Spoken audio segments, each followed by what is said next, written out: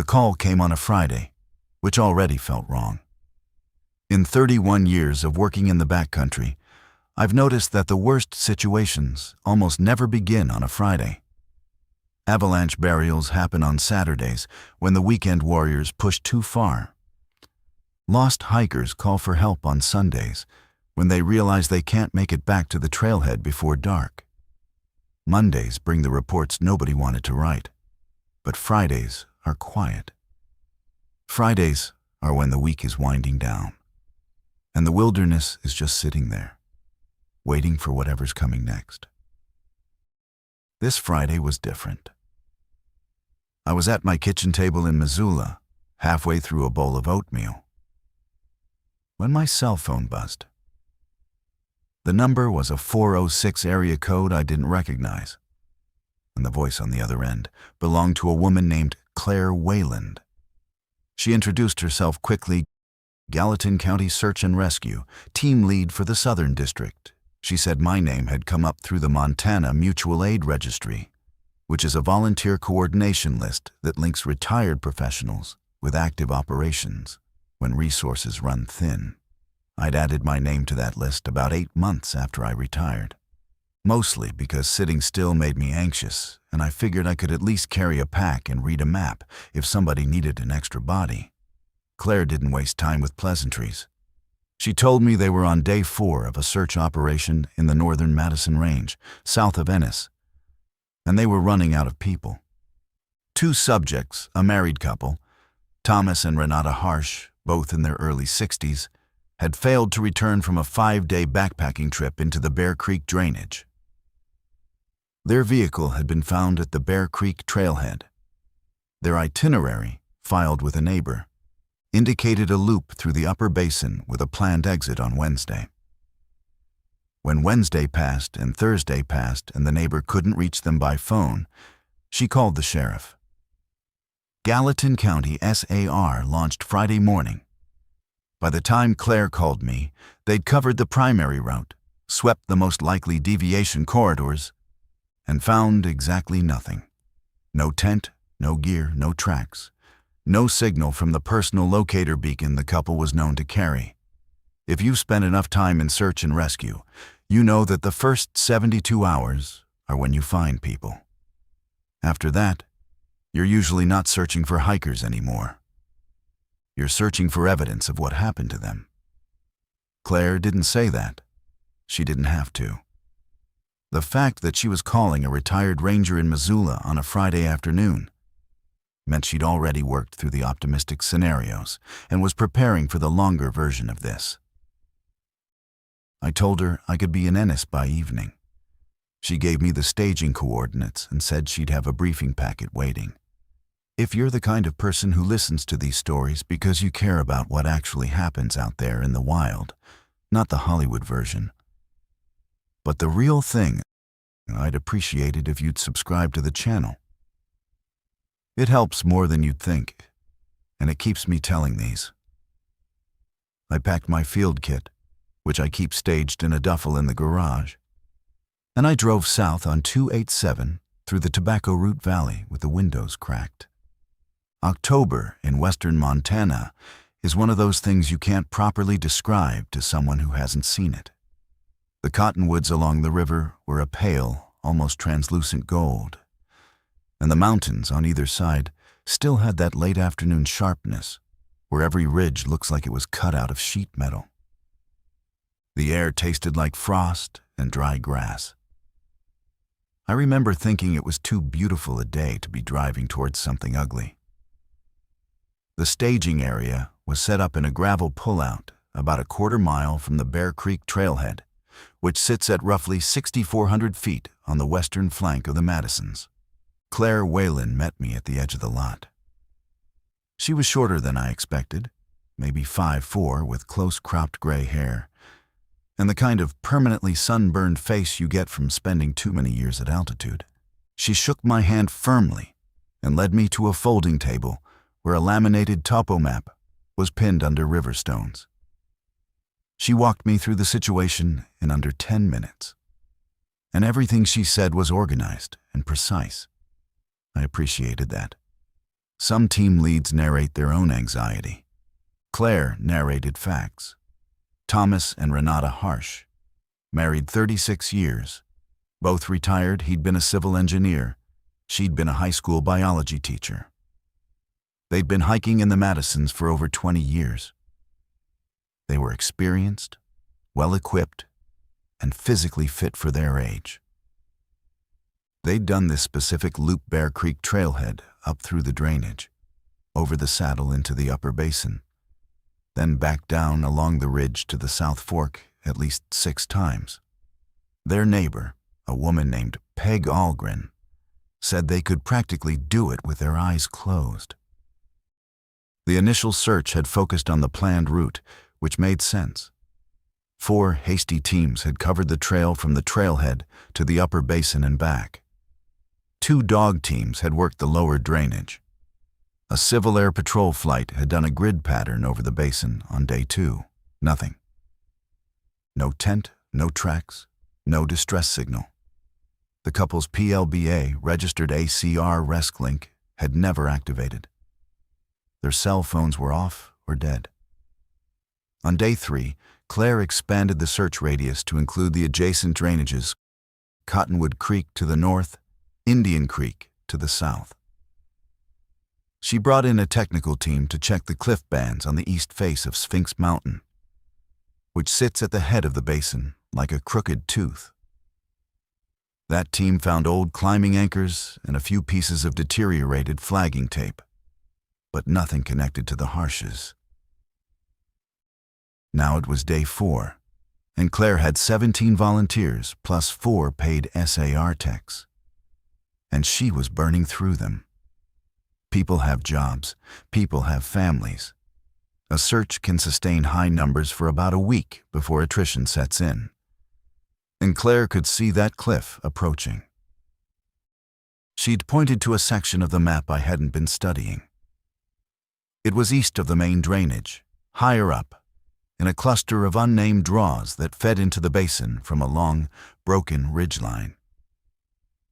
The topo lines were tight, steep terrain, lots of exposed rock, scattered timber in the draws. Not the kind of place 2 60-year-old backpackers would normally go. "We haven't touched this," she said. "Nobody has, because there's no reason for them to be there. But we've cleared everything that makes sense, and they're not in it." I studied the contour lines. The draws were narrow and deep, with elevation changes of 600 or 700 feet over very short horizontal distances. A few of them appeared to dead end against cliff bands.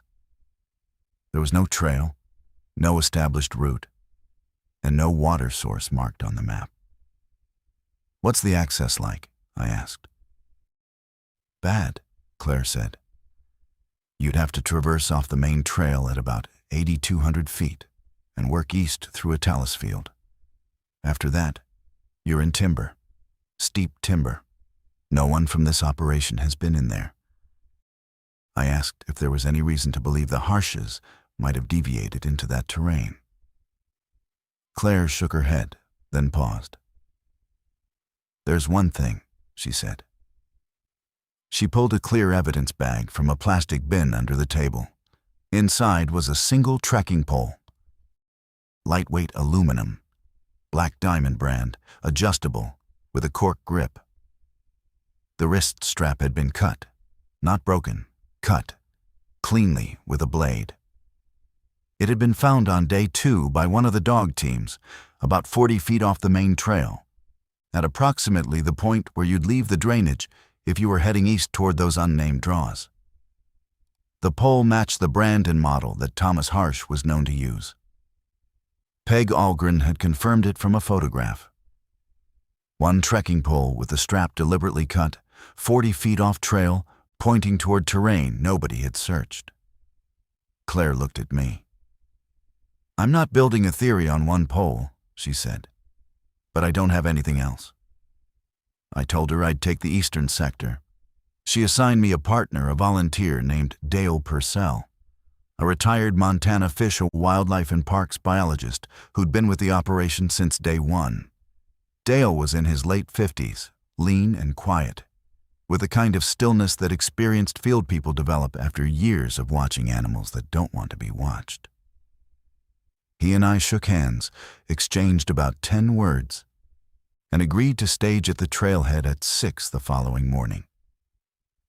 That night, I slept in the back of my truck in the staging lot.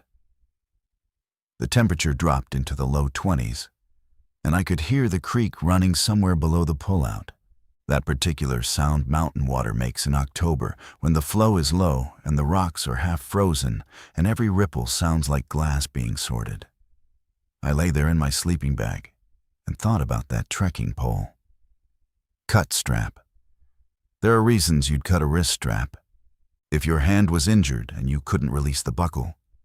If the pole was jammed in something and you needed to free yourself. If you were in a hurry and didn't have time to undo the closure. Every one of those reasons implied distress. And distress implied a situation that should have produced other evidence. Blood, torn clothing, drag marks, something. But the area around the pole had been clean. No scuff marks, no displaced soil. The dog team had worked a perimeter and picked up nothing. I fell asleep thinking about a man cutting his own trekking pole strap in a place where he had no reason to be, then vanishing. Dale was already at the trailhead when I arrived at 5:50. He had his pack staged on the tailgate of a green Forest Service surplus truck and was eating a granola bar with the methodical patience of someone who treats food as fuel rather than pleasure. We went over the topo together. I showed him the route I'd planned up the main Bear Creek Trail for about 2 miles, then a traverse east across the talus field Claire had described, dropping into the first of 3 unnamed draws. We'd work south through each draw, clearing as we went, and exit back to the main trail via the ridge if we didn't find anything. Dale nodded. He had one question. How far do we go before we call it? I told him we'd reassess at each draw. If the first one showed nothing, we'd push to the second. If the second showed nothing, we'd make a decision about the third based on daylight and conditions. Fair, he said. That was the longest word he used for the first 2 hours. The morning was cold and still. We hiked the Bear Creek Trail in near silence, our breath visible. The timber on either side dark with shadow. The trail was well maintained for the first mile, then began to deteriorate as it climbed into the drainage. Deadfall across the path, erosion channels cutting through the tread. The creek was on our left, running low and clear over a cobble bed, and the canyon walls rose on both sides, not dramatic cliffs, but steep forested slopes that funneled everything into the drainage like a trough. At the point where the trekking pole had been found, someone had flagged a small Douglas fir with orange tape. I stopped there and looked east. The terrain climbed steeply through a field of broken granite talus chunks the size of washing machines, interspersed with patches of crumholts and a few tenacious white bark pines that had found enough soil to survive. Beyond the talus, I could see the dark line of timber that marked the entrance to the first draw. We left the trail. The talus crossing took 40 minutes. If you've never walked across a Montana talus field, imagine balancing on a floor made of refrigerators that shift when you step on them, while the wind tries to push you sideways, and the altitude makes every breath feel like you're sipping air through a coffee straw. Dale moved well. He tested each rock before committing his weight, and he used his poles like a spider uses extra legs, not for support exactly, but for information, feeling the terrain before trusting it. We reached the timber at the edge of the first draw at about 8:30. The transition was abrupt. One moment we were in open talus with a wide view of the basin behind us. The next, we were in dense subalpine fir, the canopy closing overhead, the ground soft with decades of accumulated needle litter. The draw dropped away steeply to the south, and I could hear water, not a creek, but the sound of seepage, the slow weeping of ground water through fractured rock somewhere below us. I stopped at the edge and glassed the draw with my binoculars. The timber was thick enough that I couldn't see more than 60 or 70 yards in any direction. The floor of the draw was narrow, maybe 30 feet across at the bottom, with rock walls rising on either side. It looked like a place where things collected deadfall, snow, runoff, debris, the kind of terrain that SAR teams hate because it swallows evidence. Dale came up beside me and looked down without the binoculars. He was quiet for a long moment. "Smell that?" he said. I stopped and breathed in. At first I got nothing but the usual October mountain air, cold pine, damp stone, a faint vegetal sweetness from decaying aspen leaves somewhere upslope. Then, underneath all of that, something else. Faint, organic. Not decomposition, I know what that smells like, and this wasn't it. It was more like the smell of a root cellar. Damp earth and living fungus and something vaguely mineral, like wet calciumite. "Fungal," Dale said. "Heavy for this altitude." He was right. We were above 9,000 feet. The subalpine zone in the Madisons doesn't typically support the kind of dense fungal communities you'd find lower down in the moist Douglas fir forests of the valley floor. The smell suggested a concentration of biological activity that didn't match the elevation or the season. I noted it, and we started down. The descent into the draw was steep enough that we had to side hill, cutting back and forth through the timber to manage the angle. The fir trees were closely spaced, and their lower branches were dead, creating a lattice of gray limbs that caught our packs and scraped our arms. The ground was soft, almost spongy, and our boots sank an inch or two with every step. The needle litter was unusually deep, layered and compressed, and in places I could see pale threads of mycelium running through it like veins in a leaf. We reached the bottom of the draw after about 20 minutes. The floor was narrow and damp, with a thin trickle of water running over exposed bedrock. The rock walls on either side rose steeply, not true cliffs, but angled slabs of metamorphic gneiss layered with lichen and moss. The light was dim. Even though it was a clear morning above the canopy, down here the trees and the walls conspired to filter everything into a gray-green twilight. Dale crouched and examined the water. He dipped a finger in and brought it to his nose, then touched it to his tongue, a habit from his fisheries work that I'd seen other biologists do. He frowned slightly but said nothing. We began working south through the draw, staying about 20 feet apart, scanning the ground and the walls on either side. Standard search technique in confined terrain, slow, methodical, eyes moving in a pattern.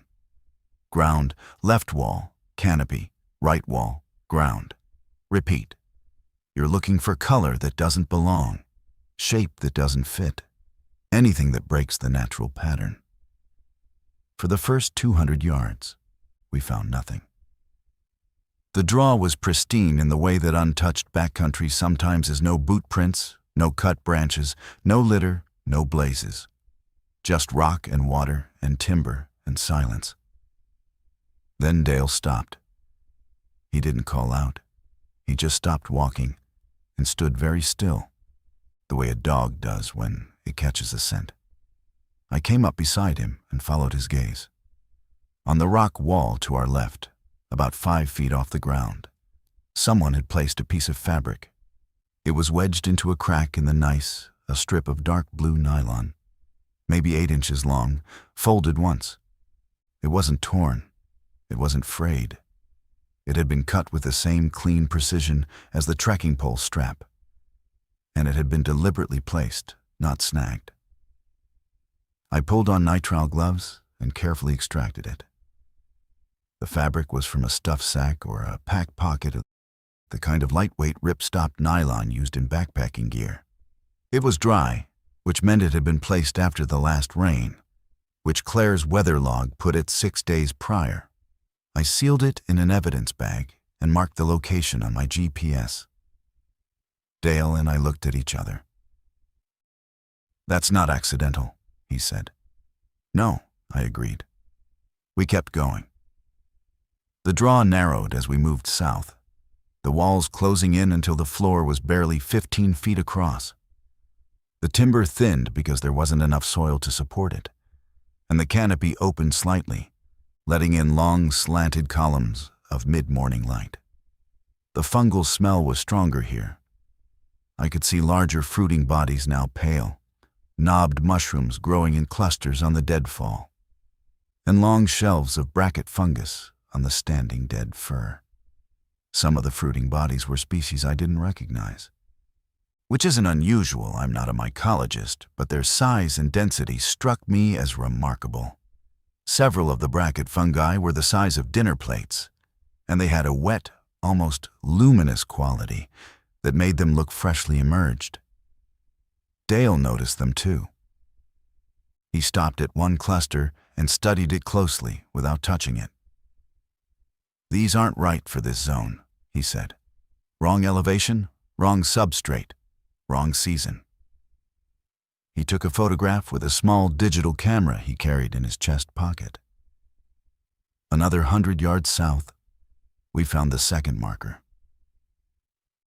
This one was a piece of cored, thin accessory cord, the kind climbers use.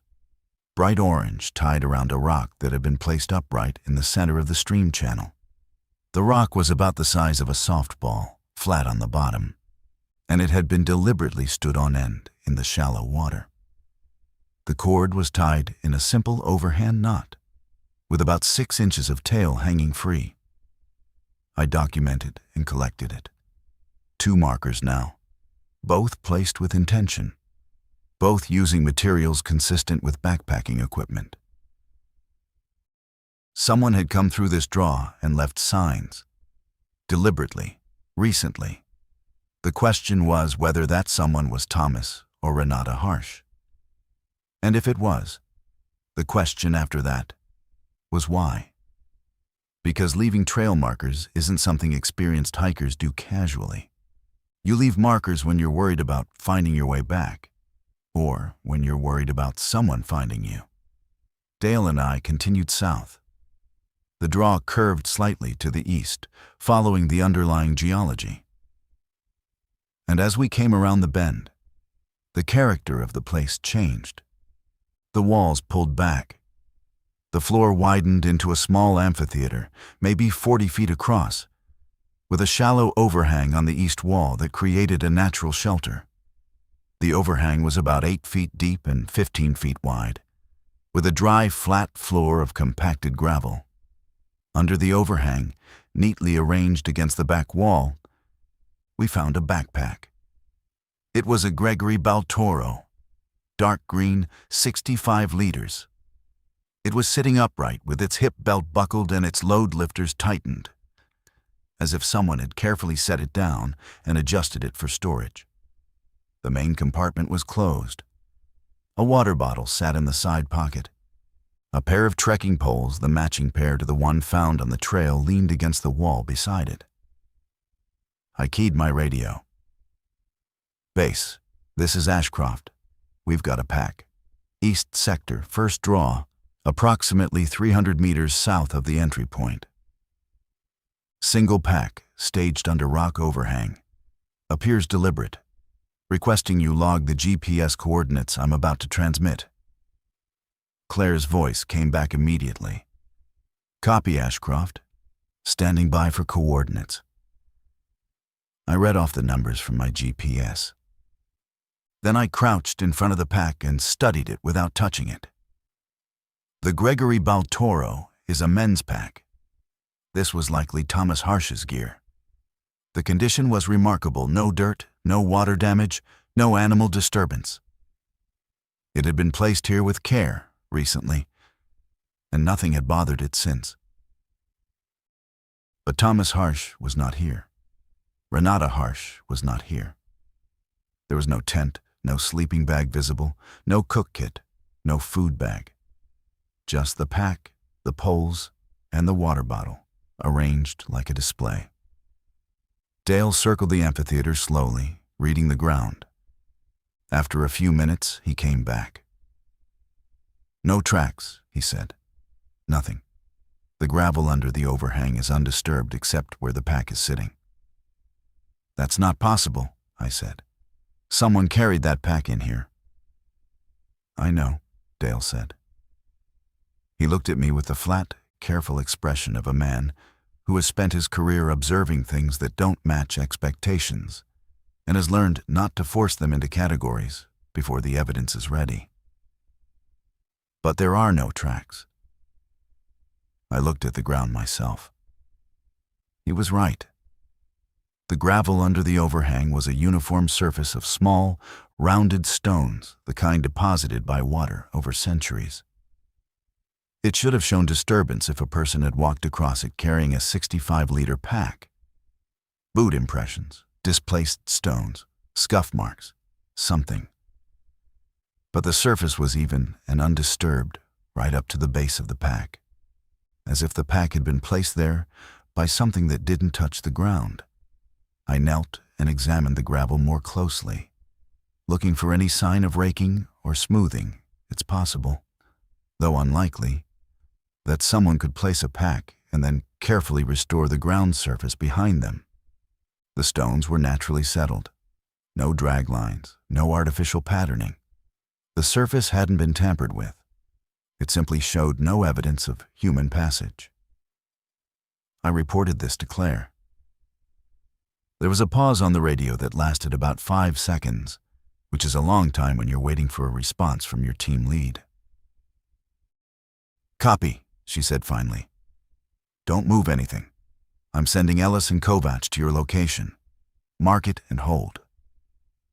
Ellis was Claire's senior SAR tech. Kovac was the operations evidence specialist, a retired county detective who volunteered with Gallatin SAR. They would take 2 hours to reach us, minimum, given the Talus crossing. Dale and I settled in to wait.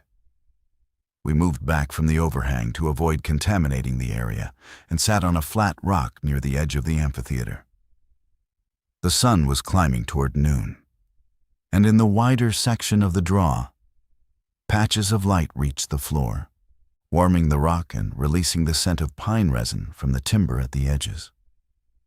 We sat there for a while without talking. Dale ate an energy bar. I drank water and studied the topo map, trying to understand where this draw went if you continued south. According to the contours, it climbed steeply for another quarter mile, then appeared to terminate against a cliff band at the base of the ridge. A dead end, essentially. No outlet. No reason to go deeper unless you had a specific destination in mind. "Can I ask you something?" Dale said after a while. "Go ahead." "You've done a lot of these, missing person searches. A fair number. Have you ever found gear staged like that? Clean, deliberate, no tracks?" I thought about it honestly. "I found gear left behind," I said. "People cache things when they decide to go light, leave the heavy pack and travel with just a day pack. That happens. But you'd see the tracks. You'd see where they changed configuration. This," I gestured toward the overhang. "No, I haven't seen this." Dale nodded slowly. "In 30 years of wildlife work," he said, "I've seen animal caches. Ravens cache food, squirrels cache food, pack rats build middens with stolen objects, but they all leave sign. Every animal leaves sign, even the careful ones." He looked at the undisturbed gravel. "Whatever put that pack there didn't behave like anything I know." Ellis and Kovac arrived at 12:40, both of them breathing hard from the Talus crossing. Ellis was a compact, broad-shouldered man in his 40s with a dark beard and the kind of controlled energy that good SAR techs carry, always ready to move. Never wasted motion. Kovac was older, maybe 60, with a lined face and pale blue eyes that moved constantly, cataloging details the way a camera pans across a room. He carried a small, hard-shell case that I assumed held evidence collection equipment. I briefed them on the approach and the 2 markers we'd found on the way in. Kovac listened without expression, then walked to the overhang alone and spent 15 minutes examining the pack and the surrounding ground without touching anything. Ellis stayed with Dale and me, studying the amphitheater walls, occasionally crouching to look at something, then moving on. Kovac came back and set his case on the flat rock where Dale and I had been sitting. He opened it and pulled on fresh nitrile gloves with the practiced snap of someone who'd done it 10,000 times. "No tracks," he said. It wasn't a question. "None," I confirmed.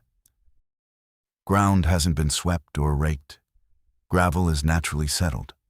No tool marks, no drag marks, no compression anywhere except directly under the pack."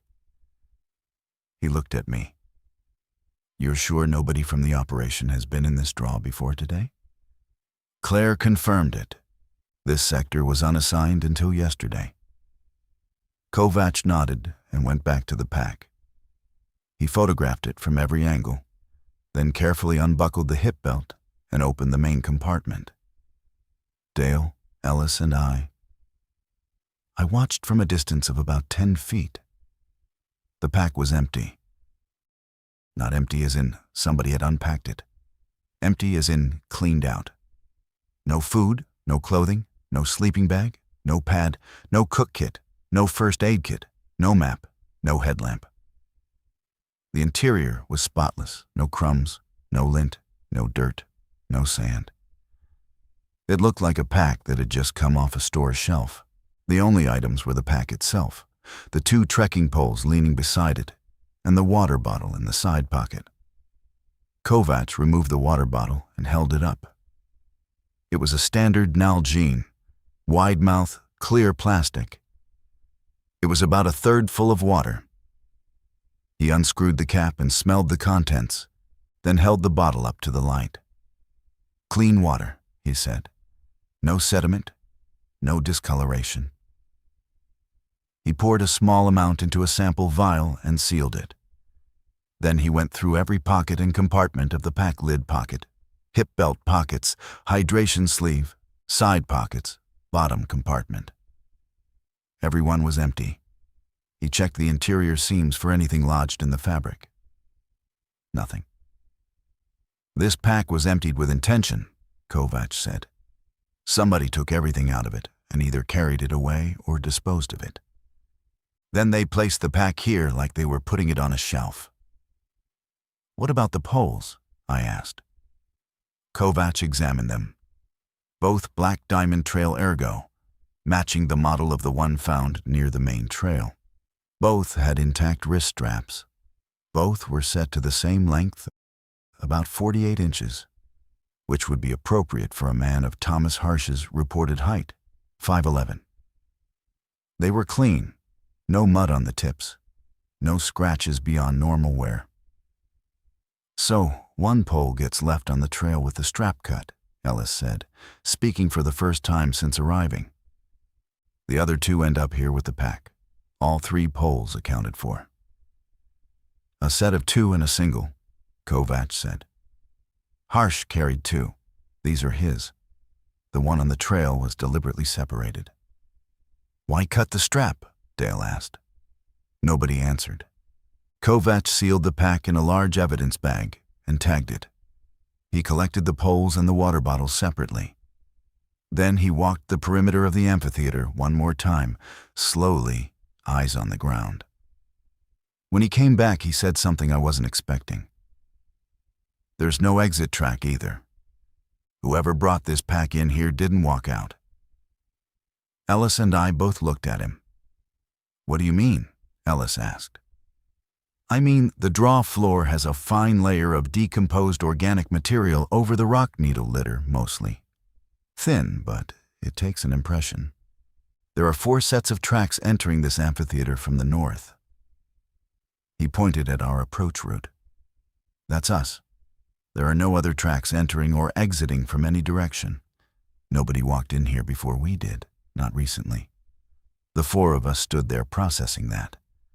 A 65-liter backpack, cleaned and staged under a rock overhang, in a draw that no one from the search operation had entered, with no tracks leading to it or away from it. Ellis keyed his radio and asked Claire to check whether any other searchers had been in the eastern sector at any point during the operation. Claire came back in under a minute. Negative. No team had been assigned east of the main drainage. Our sector assignment that morning was the first. I looked south, deeper into the draw. The walls narrowed again past the amphitheater, and the timber thickened. According to the topo map, we had maybe a quarter mile before the dead end. "I want to keep going," I said. Ellis looked at me, then at the draw. "Into what?" "There's more draw. If someone staged that pack here, they were coming from somewhere or going somewhere. South is the only direction that makes sense, because north leads back to the talus and the main trail, and there's no sign of passage that way." "There's no sign of passage in any direction," Kovac said evenly. "That's the problem. Which means the evidence we do have the pole, the two markers, the pack forms a line heading south. I'd like to follow it." Ellis called Claire and relayed my request. Claire considered it for about 30 seconds, then approved, with the condition that we maintain radio contact at 15-minute intervals and turn back no later than 3 o'clock, which would give us enough daylight to make it back across the talus before sunset. Kovac stayed with the evidence. Ellis, Dale, and I continued south. The draw tightened rapidly. Within 100 yards, the walls were close enough that I could touch both sides simultaneously if I stretched out my arms. The timber was sparse here, a few stunted fir clinging to cracks in the rock, and the floor was mostly bare stone, with thin runners of water weaving between loose cobbles. The fungal smell was stronger, and I noticed more fruiting bodies on the rock walls themselves, growing directly from cracks in the gneiss where there shouldn't have been enough substrate to support them. Pale, fleshy, with a texture that reminded me of wet bread dough. Dale photographed several of them, but didn't comment. The light dimmed as the walls rose higher. We were in shadow now, the sun directly overhead but blocked by the narrow gap above us. The air was cool and still, and every sound we made boots on stone, pack fabric brushing rock, the click of trekking pole tips echoed in the confined space, with a clarity that made me aware of how far we were from open ground. At 200 yards past the amphitheater, I found the third marker. It was different from the first two. This one was a piece of paper, a page torn from a small notebook, the kind with a flexible cover and perforated sheets that backpackers sometimes carry. The page was folded twice and tucked into a crack in the wall at eye level. I extracted it with gloved hands and unfolded it carefully. Written in pencil, in small, neat handwriting, were 2 lines. "Not lost, please continue south. R.H. Renata Harsh." I showed it to Ellis and Dale. Ellis read it twice, then looked up at me. His expression had shifted. Until that moment, this had been a search operation following ambiguous evidence. A staged pack with no tracks was strange, but strangeness doesn't change procedure. You clear the terrain, document what you find, and let the evidence team sort it out. But a written note from one of the subjects, dated or undated, telling searchers to continue deeper into a dead-end draw, was something else entirely. "Not lost," Ellis repeated. "She's saying they're here voluntarily." "That's what the note says," I agreed. "Then why didn't they hike out on schedule? Why didn't they activate the PLB? Why didn't they contact anyone?" Those were the right questions, and I didn't have answers for any of them. Dale took the note from me and studied the handwriting. "You'd want to confirm this is her writing," he said. "Peg Algren might have samples, letters, cards, something." I radioed Claire and read her the contents of the note. I told her where it had been found and described the handwriting. There was a longer pause this time, maybe 10 seconds. "Ashcroft," she said, "I need to inform the sheriff about this. We may be looking at a different kind of situation."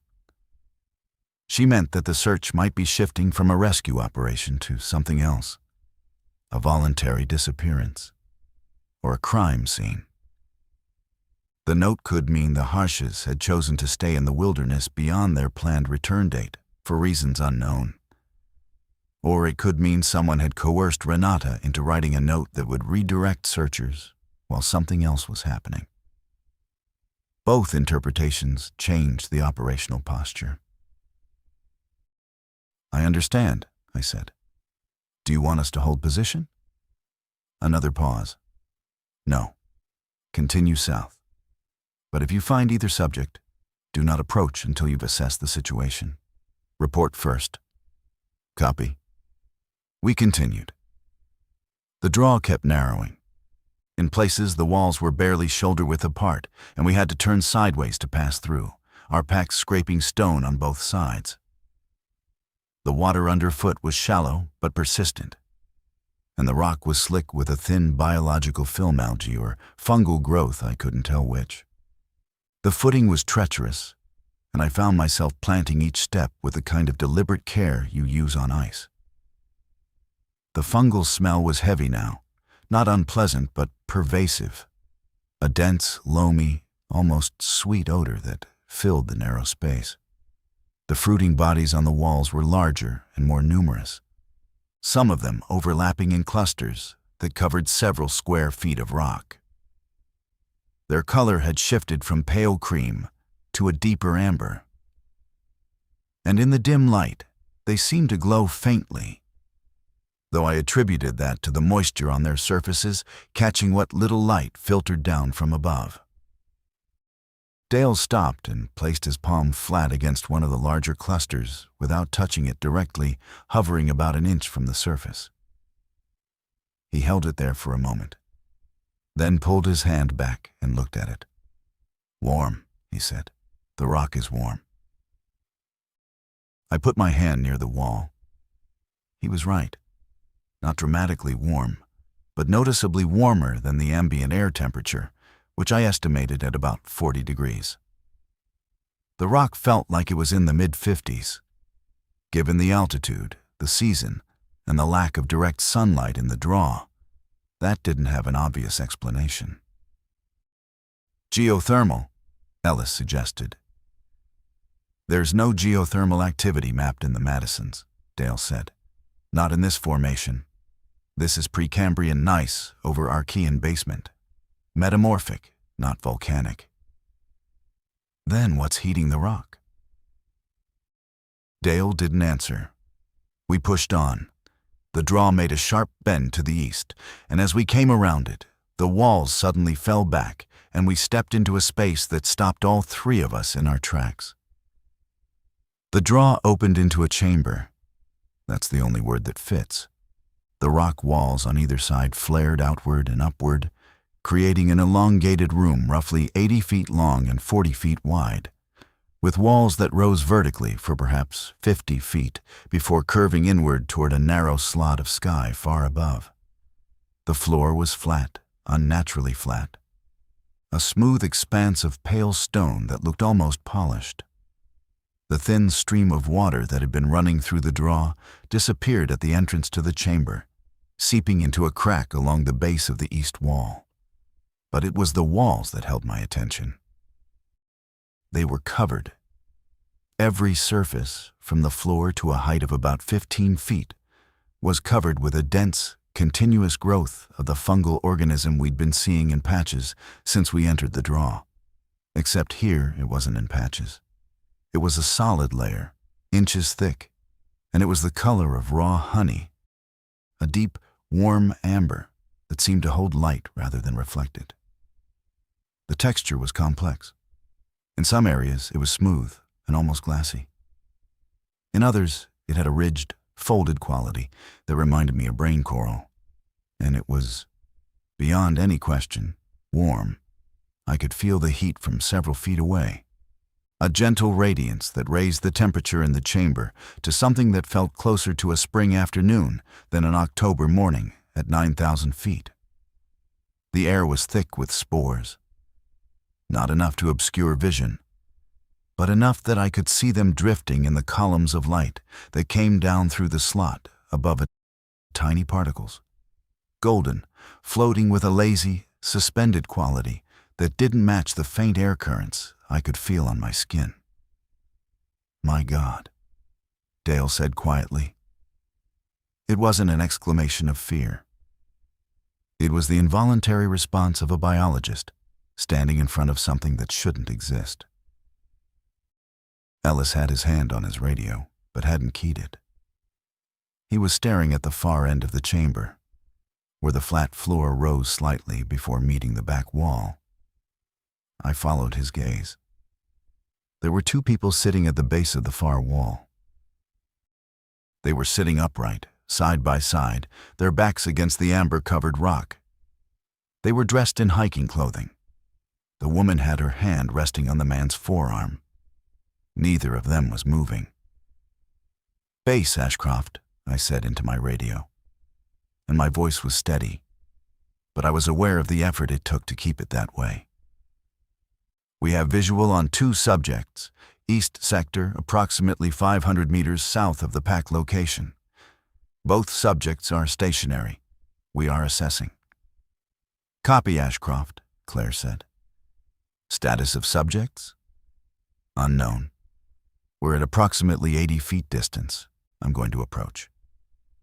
"Proceed with caution. Report as soon as you have vitals." I handed my pack to Dale and walked toward them. The floor of the chamber was smooth under my boots, and my footsteps made almost no sound. The surface had a faint give to it, like packed clay, and the ambient warmth made the stone feel alive beneath my feet. The spores drifted around me as I moved, and I was aware of breathing them in, but chose not to stop and put on a mask. If the air was toxic, we'd already been exposed for the better part of 10 minutes. At 40 feet, I could make out details. The man was Thomas Harsh. He matched the photographs Claire had distributed. Gray hair, strong build, weathered face. He was wearing a blue fleece jacket and hiking pants. His boots were on, laced and tied. The woman was Renata Smaller, with dark hair streaked with gray, wearing a red softshell and trail pants. Her hand was on his forearm, fingers curled gently. Both of them had their eyes closed. At 20 feet, I saw that they were breathing. Shallow, slow, but visible the slight rise and fall of their chests, the faint motion of the fabric at their collars. They were alive. "Base, both subjects are alive," I said. "Breathing. Appear to be unconscious or asleep. No visible injuries. I'm approaching to check vitals." I knelt beside Renata first because she was closer. I put 2 fingers to the side of her neck, just below the jaw. Her pulse was there slow, maybe 50 beats per minute, but strong and regular. Her skin was warm, much warmer than it should have been given the conditions, even with the elevated temperature in the chamber. She felt like someone who'd been sitting in front of a fire. I checked her pupils with my headlamp. They reacted, contracting normally, but she didn't wake. No flinch, no change in breathing. I moved to Thomas. Same findings. Slow pulse, warm skin, reactive pupils, complete unresponsiveness to light and touch. I shook his shoulder gently and said his name. Nothing. I tried a sternal rub, knuckles pressed firmly against the breastbone, a pain stimulus that should rouse anyone who isn't in a deep coma. He didn't react. I sat back on my heels and looked at them.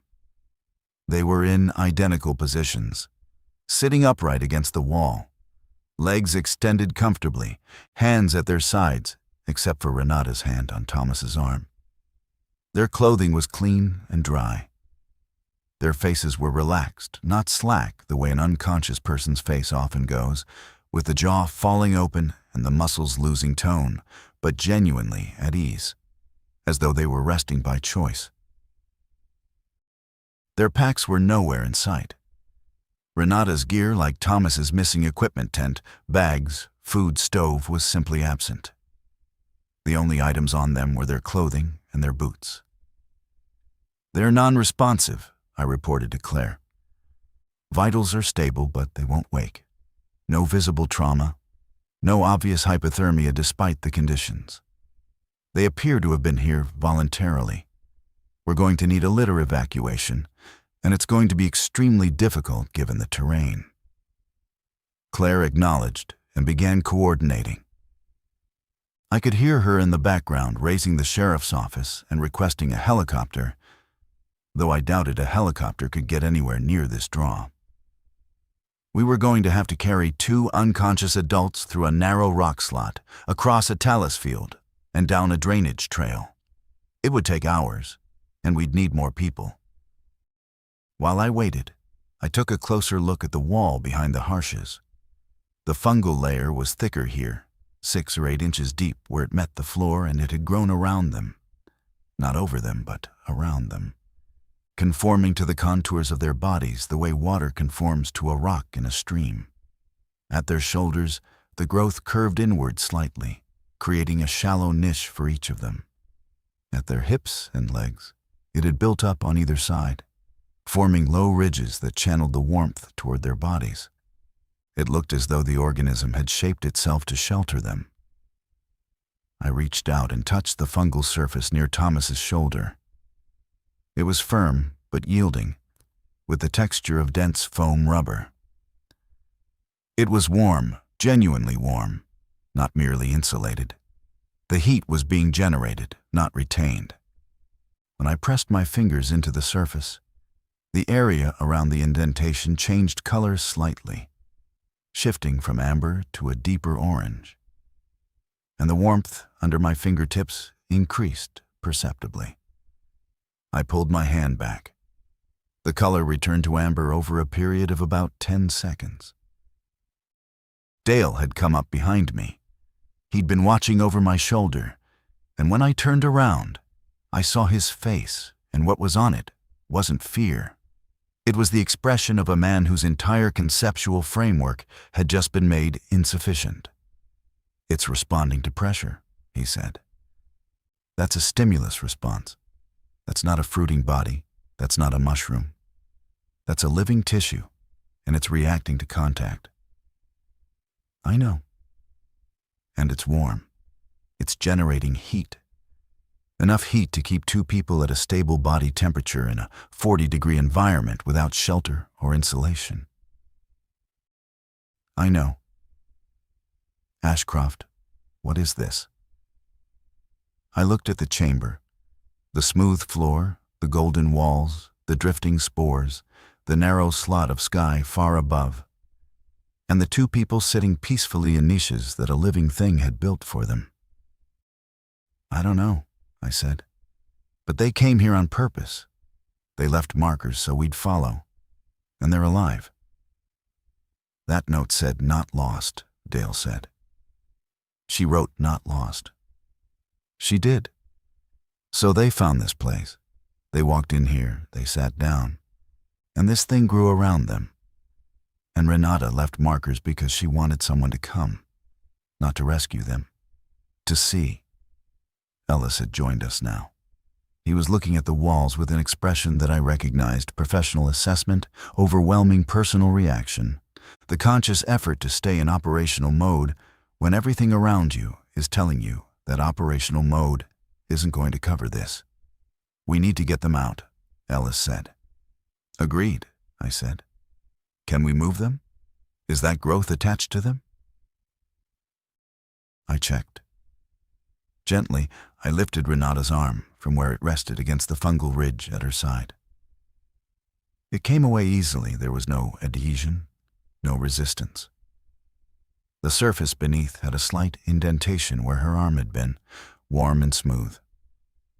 She was resting against the organism, not embedded in it. "They're free," I said. "Nothing's holding them. Then let's get them into the open and worry about the rest later." That was the correct call, and I didn't argue with it. Whatever this was, whatever this organism was doing, whatever the harshes had been doing with it. 2 unresponsive adults in a remote draw at 9,000 feet in October needed medical attention. The investigation could follow. But evacuation from that chamber was among the hardest physical operations I've participated in. And I've carried people off mountainsides in blizzards. The problem wasn't weight. The problem was geometry. Thomas Harsh weighed approximately 190, and the narrowest point of the draw between the chamber and the amphitheater was barely 20 inches across. You cannot carry a person on a backboard through a 20-inch gap. You can barely carry yourself. Ellis radioed for additional personnel. Claire dispatched 3 more volunteers and the second SAR tech, a woman named Rivera. But they wouldn't arrive for at least 2 hours. In the meantime, Ellis, Dale, and I assessed options. We couldn't go through the narrow section with litters. We couldn't go over the walls. They were vertical and 50 feet high. The only option was to move the subjects through the draw on improvised drags, pulling them on sleeping pads or pack fabric, and physically guide them through the narrow passages one at a time. Before we started, I did something I wasn't sure was appropriate. I went back to the wall near where the harshes had been sitting, and I spoke aloud. I said, "We're taking them out. We're going to get them medical care." I don't know why I said it. I'm not a man who talks to walls. But the organism had responded to touch, and the harshes had come here deliberately, and the note said "not lost," and everything about the arrangement suggested a relationship rather than a trap. And it seemed, I'll just say it plainly, it seemed like the right thing to do. To acknowledge what was there, to state our intentions. The wall didn't do anything. The spores kept drifting. The warmth continued. I turned and went back to work. We used my foam sleeping pad and Dale's as improvised sleds, wrapping them around the subjects and tying them loosely with accessory cord. Renata went first because she was smaller. Dale and I pulled her through the draw while Ellis walked ahead, identifying the narrowest points and clearing loose rock. At the tightest section, I had to tip the pad sideways and slide her through on her side, guiding her head with my hand to keep it from hitting the rock. She never woke. Her breathing never changed. Her skin stayed warm. It took us 45 minutes to get Renata to the amphitheater. We set her under the overhang where Thomas's pack had been and went back for Thomas. He was harder, bigger, heavier, and the draw was beginning to feel claustrophobic in a way it hadn't before. Not because the walls had moved, they hadn't. But something about being in that space, going back and forth, breathing those spores, working in that unnatural warmth it accumulated. By the time we got Thomas to the amphitheater, all 3 of us were sweating and breathing hard. And I was aware of a faint, pleasant dizziness that I attributed to exertion and altitude, but that didn't feel quite like either. Rivera and the 3 additional volunteers arrived at 3:15. With 7 people, we managed to rig proper carries using the litter that Rivera had brought in sections. The route from the amphitheater back through the draw to the talus field was easier, wider terrain. Better footing, but the talus crossing with a loaded litter was brutal. Every step was a negotiation between the weight on the litter and the instability of the rocks. Rivera directed it with fierce, precise competence, placing every foot, every hand, calling every shift in weight before it happened. We reached the main trail at 5:40, with about 30 minutes of usable light left. A Gallatin County ambulance was staged at the trailhead.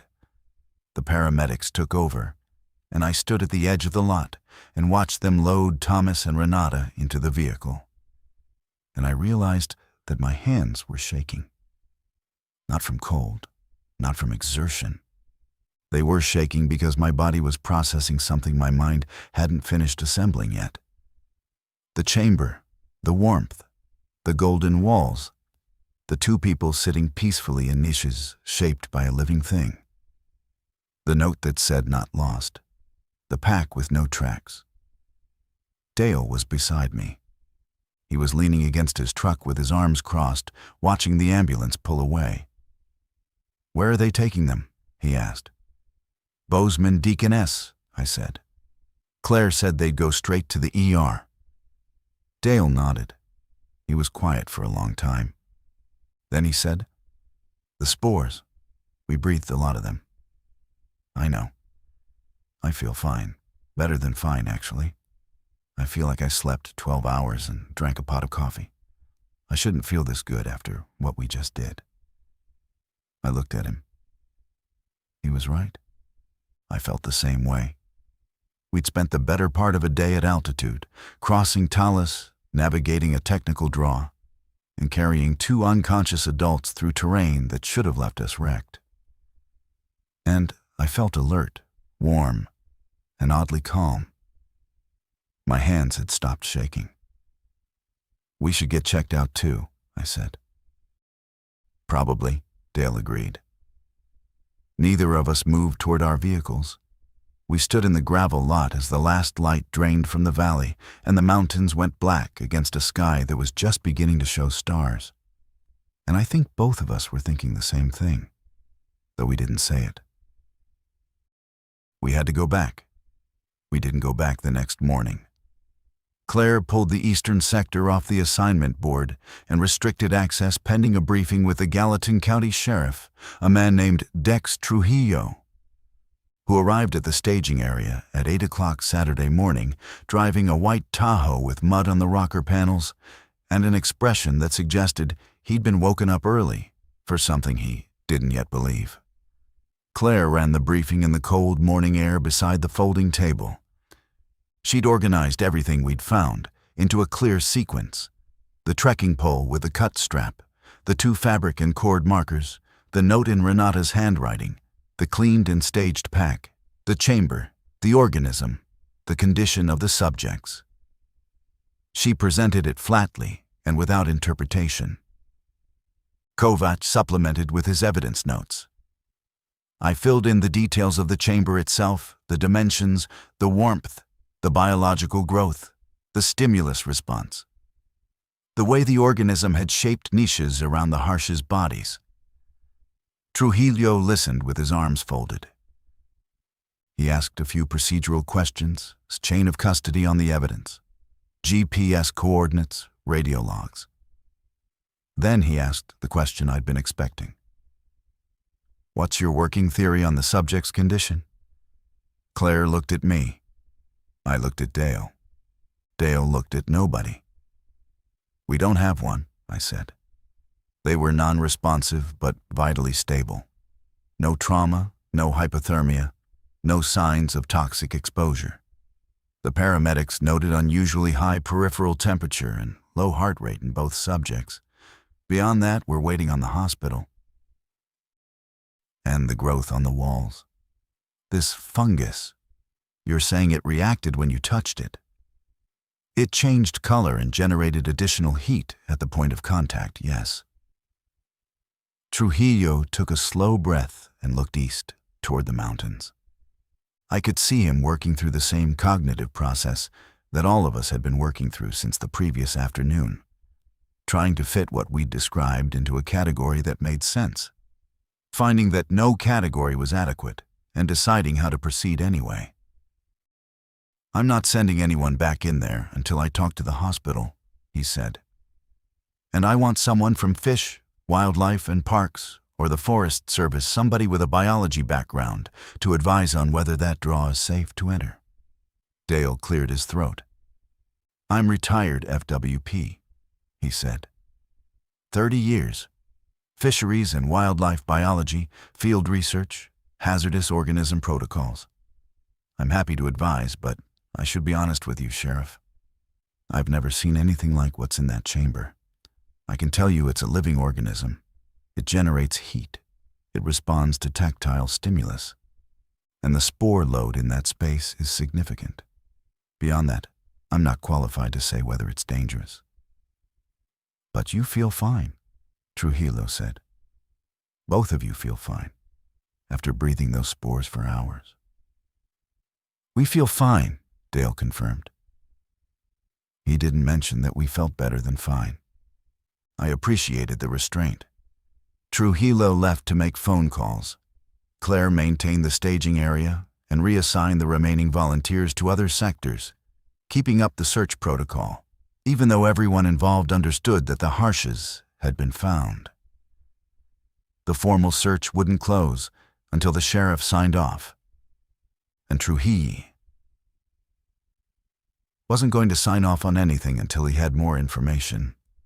Dale and I spent the morning at the staging area, writing detailed field reports. We sat in our respective vehicles with the engines running for heat and the windows cracked. And I filled 12 pages of a legal pad with everything I could remember: times, distances, observations, sensory details, verbatim quotes. The act of writing it down was clarifying. It forced me to organize the experience into sequence, and sequence revealed something I hadn't fully appreciated while it was happening. The markers had been placed in a logical progression. The trekking pole on the main trail pointed east. The first fabric marker was at the entry to the draw. The cord marker was deeper in the draw. The note was near the chamber. Each one was more specific than the last, and each one carried more information, from a bare object to a directional signal to a written message. Renata Harsh had constructed a trail of breadcrumbs, and she'd done it for someone exactly like me. Someone who would read the evidence, follow the logic, and keep going.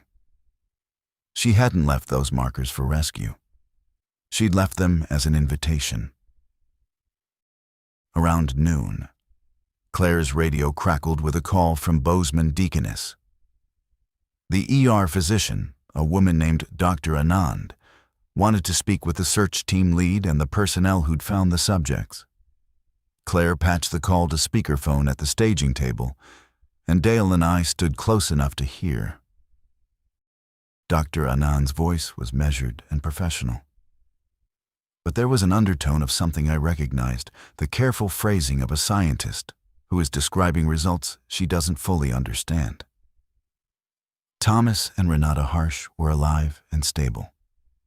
Their vitals were within normal ranges, though on the low end, resting heart rates in the high 40s, blood pressure slightly below normal, body temperature at 99.2 degrees, which was mildly elevated. Both remained unconscious. They did not respond to verbal commands, sternal rub, nail bed pressure, or any other standard stimulus. Their Glasgow coma scores were 6. Eye-opening absent, verbal response absent, motor response limited to withdrawal from deep pain, though even that response was sluggish. They were not in a coma in any conventional sense. Their EEGs showed continuous, organized brain activity, not the flat or chaotic patterns you see in traumatic brain injury or metabolic coma, but structured rhythmic waveforms that Dr. Anand described as unusual. When Claire asked her to elaborate, she paused, and I could hear papers shuffling. Their EEG patterns are consistent across both patients, she said. Identical waveforms. Same frequency, same amplitude, same morphology. I've never seen two separate patients produce the same brainwave pattern simultaneously. It's as if they're synchronized. Claire asked the obvious follow-up. Synchronized how? Are they dreaming? Are they seizing? They're not seizing. The patterns aren't consistent with any known seizure type. And they're not consistent with normal sleep architecture either. REM sleep produces characteristic low-voltage, mixed-frequency activity. What I'm seeing is high-amplitude, slow-wave activity with periodic bursts of faster oscillation, but the bursts occur at the same time in both patients, within the same second. I've consulted with our neurologist, and he's not able to explain the synchronization. Dale and I looked at each other. I saw my own thought reflected in his expression. The organism, the chamber, two people sitting side by side, resting in niches shaped by a living thing that responded to contact. Their brains were doing the same thing at the same time, and they'd been in prolonged contact with a biological system that nobody could identify. Dr. Anand continued. Their blood work was largely normal. No toxins, no unusual metabolites, no evidence of poisoning or drug exposure. The only anomaly was a slightly elevated white blood cell count, with an unusual differential, a higher than normal proportion of eosinophils, which are typically associated with parasitic infections or allergic responses. She'd ordered additional testing. There was one more thing. Both patients had a fine golden residue on their skin, face, hands, forearms. It had been swabbed and sent to the lab. Preliminary examination under a microscope showed it was composed of spores. We recovered these patients from a space with a heavy airborne spore load, I told her. The organism producing the spores is unidentified. We can provide samples of the organism itself if that would help your analysis. Dr. Anand said it would. She gave Claire her direct number and ended the call. That afternoon, Trujillo returned with a decision. He'd contacted the Montana Department of Environmental Quality and the Regional Forest Service office in Bozeman. Neither agency had the capacity to send a biologist to the field on short notice. It was the weekend, and the Madisons were a 2-hour drive from the nearest office with qualified personnel. The earliest anyone could respond was Monday. Trujillo wanted to restrict the draw entirely until then. No entry, no collection, nothing. I understood his reasoning.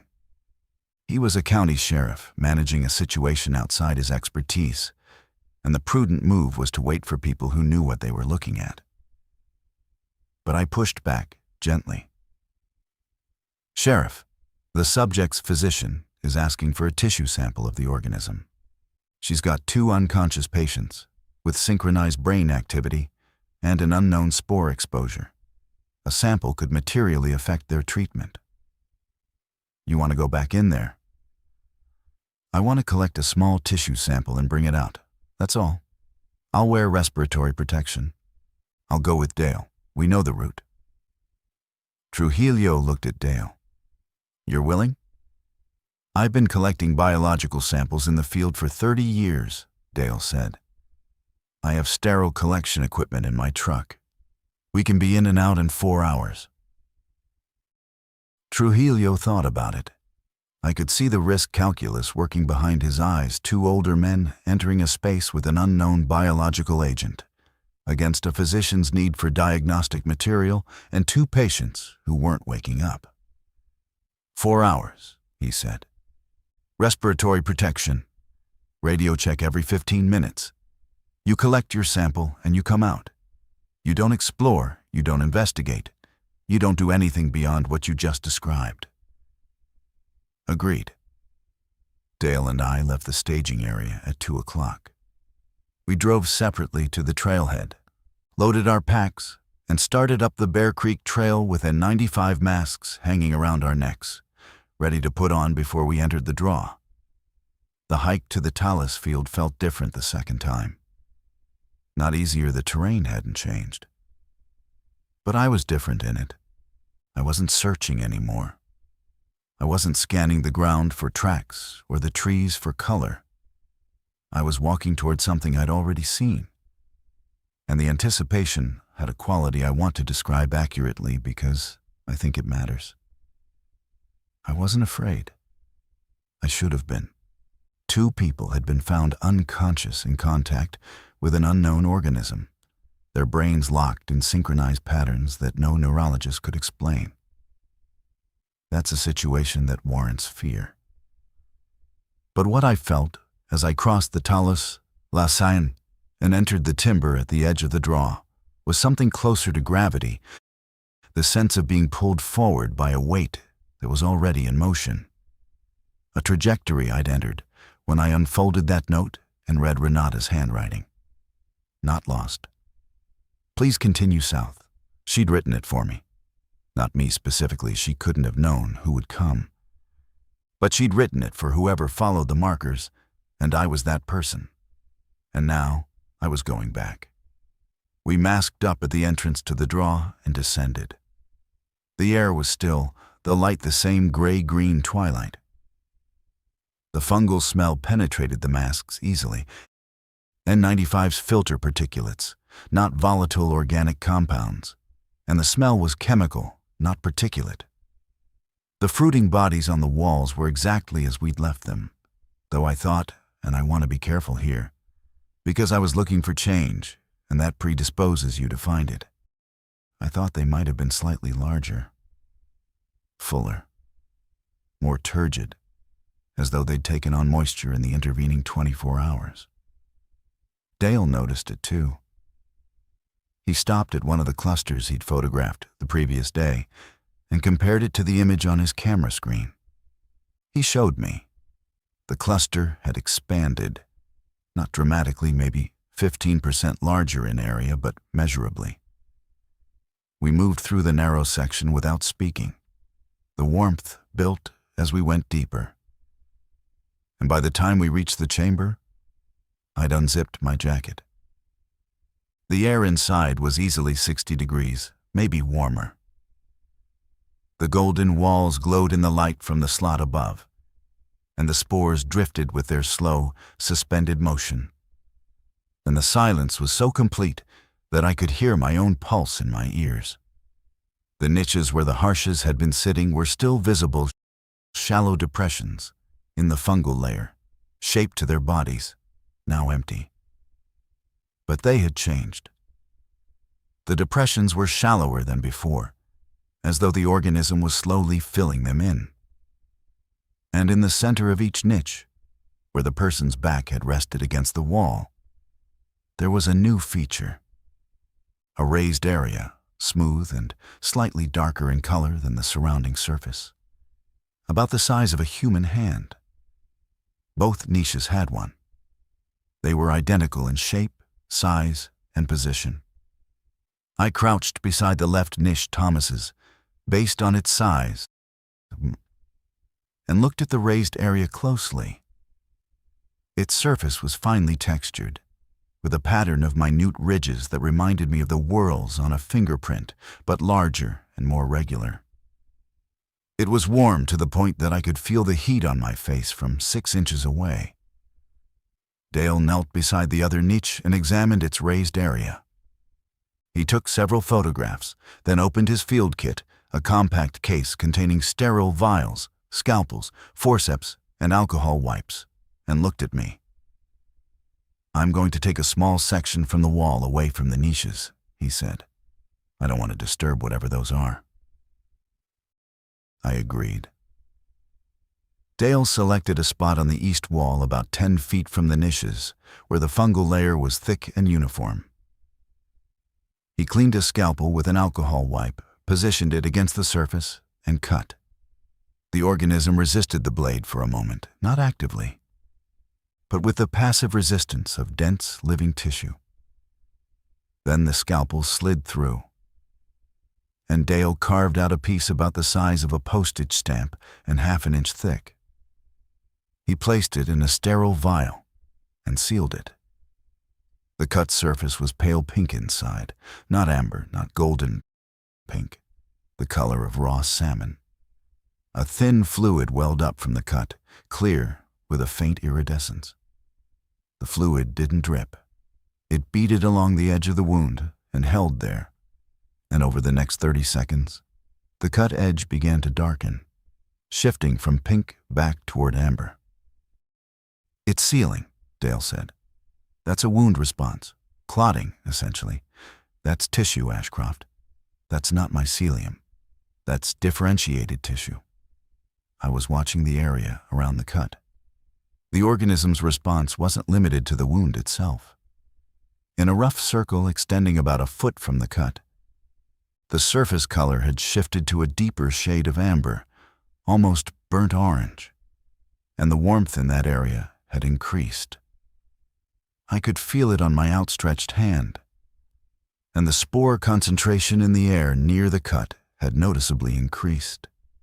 I could see them thickening, catching the light, swirling in a slow vortex around the site. "Let's get what we need and go," I said. Dale collected 2 more samples from different locations on the wall, sealing each in a separate vial. He also collected a spore sample by holding an open petri dish in the air for 60 seconds, then sealing it.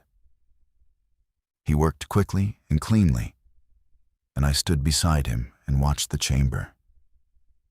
And that's when I noticed something that I hadn't seen before. Because it hadn't been there before.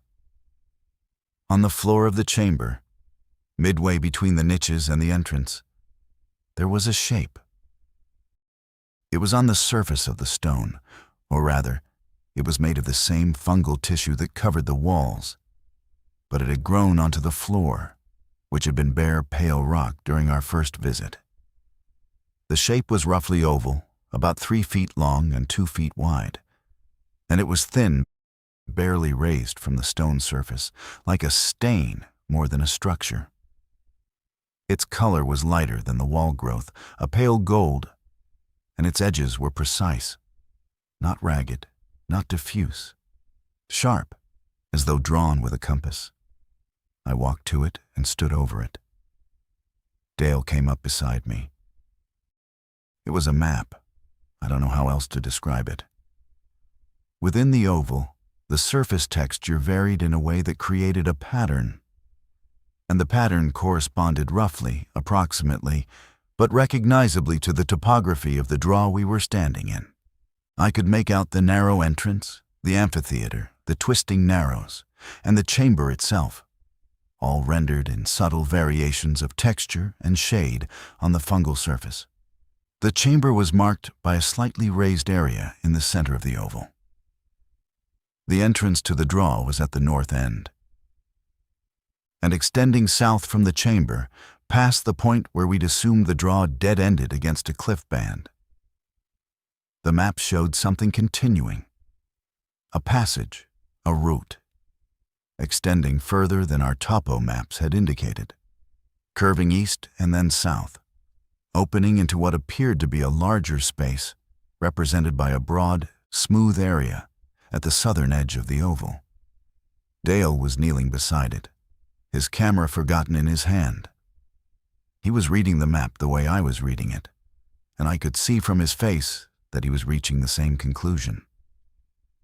"It's showing us what's further in," he said. "Yes. It wasn't here yesterday." "No. It grew overnight, after we took the harshes out. It grew this specifically, this precisely, in approximately 18 hours. I looked at the oval on the floor, and I looked at the niches on the wall, and I looked at the raised shapes in the centers of the niches, those hand-sized, fingerprint-textured features that had also appeared overnight, and I began to assemble a picture that I wasn't comfortable with, but couldn't deny. The harshes had come here. They'd sat down. The organism had grown around them, shaped itself to them, warmed them, kept them alive. Their brains had synchronized with each other, and possibly with the organism itself. Renata had left markers inviting someone to follow. And when we took the harshes out, the organism had produced 2 things: shapes that might represent the contact points where the harshes had been connected to it, and a map showing where the passage continued. It was communicating, not with sound, not with language, but with its own body-growing structures that carried information, presenting them to whoever came into the chamber. And the map was pointing deeper. We told Trujillo we'd collect samples and come out, Dale said. I know. We should come out. I know. I took photographs of the map from directly above, then from several angles. Dale placed a trekking pole beside it for scale. We documented everything we could in 10 minutes, then packed up our kits and walked out of the chamber. The return trip through the draw was quiet. Neither of us spoke until we reached the amphitheater, and even then, Dale only said one thing. It's not trying to hurt anyone. I didn't respond. Not because I disagreed, nothing we'd seen suggested hostility. And the Harshes were alive because the organism had kept them alive.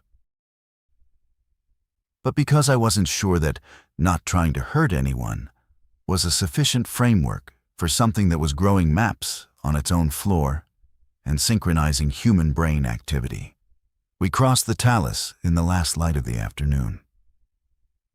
The mountains to the west were black silhouettes against a sky the color of a healing bruise. Purple and yellow and streaked with the kind of high cirrus that means weather is coming. By the time we reached the trailhead, the first stars were out, and the temperature was dropping fast. I called Dr. Anand from the staging area and told her the samples were ready. She arranged for a courier from the hospital. And by 9 o'clock that evening, Dale's vials were on their way to Bozeman. Then I called Claire and told her about the map. She was quiet for a long time. Then she said, "You're telling me the organism grew a map of itself, on the floor, overnight?" "That's what I'm telling you. And the map shows a passage continuing beyond the chamber. South and east, opening into a larger space." "Yes." "Ashcroft, I've been doing this for 14 years. I've found people in trees. I've found people at the bottom of rivers. I've pulled a man out of a mine shaft who'd been down there for 6 days and couldn't remember his own name. But I've never had a search where the mountain made me a map." "Neither have I." "What do you want to do?" That was the question. And I knew my answer, but I also knew it wasn't entirely my call. This was Claire's operation. Trujillo had jurisdiction. The Harshes were in the hospital. By any standard SAR protocol, the mission was complete subjects located and evacuated. Everything else was investigation. And investigation belonged to other people with other authorities and other expertise. "I think we need to follow the map," I said. "But I think it needs to be a small team with biological expertise and full documentation capability. Not a search operation, a research entry." "That's not something I can authorize," Claire said. "I know. I'm telling you what I think should happen." Sunday was a day of waiting. The sheriff's office contacted the Montana Department of Fish, Wildlife and Parks, and the U.S. Forest Service's Northern Region office in Missoula. Both agencies asked for written reports, which Claire, Dale, Kovac, and I spent most of the day producing. Trujillo also contacted Montana State University's Department of Microbiology and Immunology in Bozeman because he wanted a mycologist, and the university had one. Her name was Dr. Lena Okoro. She was an associate professor who specialized in extremophile fungi organisms that survive in environments that would kill most life forms. Deep caves, hot springs, high-altitude rock faces, mine tailings. She'd published extensively on fungal adaptation in the greater Yellowstone ecosystem, and she'd done fieldwork in the Madisons before, studying lichenized fungi on alpine rock. She was, in short, the closest thing to an expert that existed for what we'd found. Trujillo reached her Sunday afternoon. She drove down from Bozeman that evening and met us at the staging area at 7 o'clock on Monday morning, day 8 of the original search operation. Lena Okoro was in her mid-40s, tall with short black hair and the lean, angular build of someone who spent more time hiking to research sites than sitting in a lab. She carried a pack that was heavier than mine, loaded with collection equipment, environmental sensors, a handheld spectrometer, and a particulate monitor. She listened to our briefing with an intensity that reminded me of a hawk watching a field motionless, focused and processing everything. When we finished, she asked to see Dale's photographs. He handed her the camera, and she went through every image slowly, expanding details on the small screen, occasionally going back to compare two shots. When she reached the images of the map, she stopped. "This formed overnight," she said. "Between our first entry on Friday afternoon and our second entry Saturday afternoon," I confirmed. "The floor was bare stone on Friday. And the tissue samples you collected, where were they taken relative to this feature?" "East wall, approximately 10 feet north of the map. 3 sites." She nodded. "I'd like to see the lab results when they come back. But I'd also like to enter the chamber today, if the sheriff approves." Trujillo approved, with conditions. 4 people maximum. Respiratory protection required. 2-hour time limit. Radio checks every 15 minutes. No one proceeds past the chamber into the passage shown on the map. That last condition was directed at me, and I understood it. The team was Okoro, Dale, myself, and Ellis. We staged at the trailhead at 8:30 and made the crossing by 10. Okoro was an efficient hiker, no wasted motion, good footwork on the talus, comfortable in steep terrain. She didn't talk much during the approach, but when we entered the draw and she saw the first fungal growth on the walls, she stopped and spent 5 minutes examining it with a hand lens before we'd gone 50 yards. "This isn't any species I recognize," she said. She spoke calmly, but her hands were precise and quick as she collected a small sample and sealed it. "The fruiting morphology doesn't correspond to any known genus in this region, or any region I've worked in." "Dale said the same thing," I told her. Dale was right. She looked at him. "You said the growth has expanded since Friday?" "Approximately 15% in the clusters I photographed. I can show you the comparison." "Show me inside." We continued through the draw. Okoro documented everything.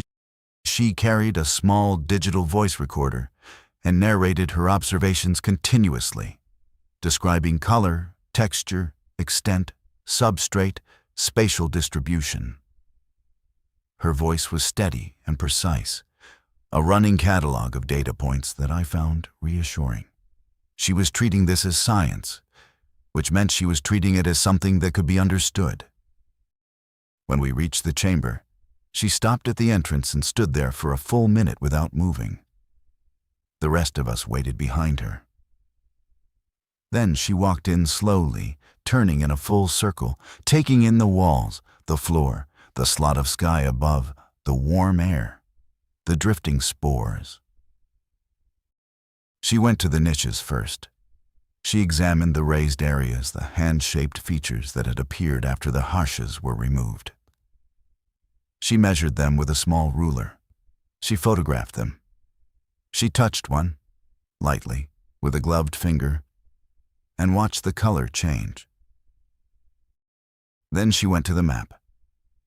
She knelt beside it for a long time.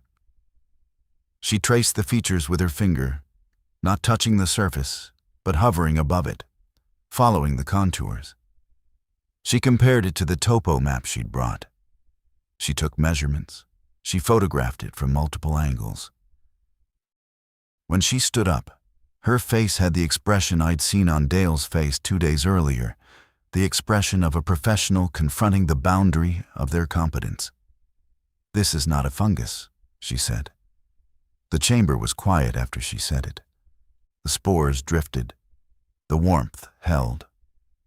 "Explain," Dale said. Okoro walked to the east wall, near where Dale had taken his tissue samples. The cut sites were visible 3 small rectangular marks, where the scalpel had removed material. Each one had sealed completely, the edges smooth and flush with the surrounding surface. The color matched so closely that you had to know where to look to find them. Fungi are networks, she said. They grow through substrate as mycelium thread-like hyphae that branch and interconnect. When you cut a fungal body, you see the hyphal structure. It's fibrous. It tears rather than slices. The interior is usually white or pale, and the damaged site doesn't heal it, either continues growing around the wound or the cut section dies back. She pointed at the sealed cuts. This tissue sliced cleanly. Dale described the interior as pink. That's vascular coloration. It implies fluid transport through discrete channels, not diffusion through a hyphal network.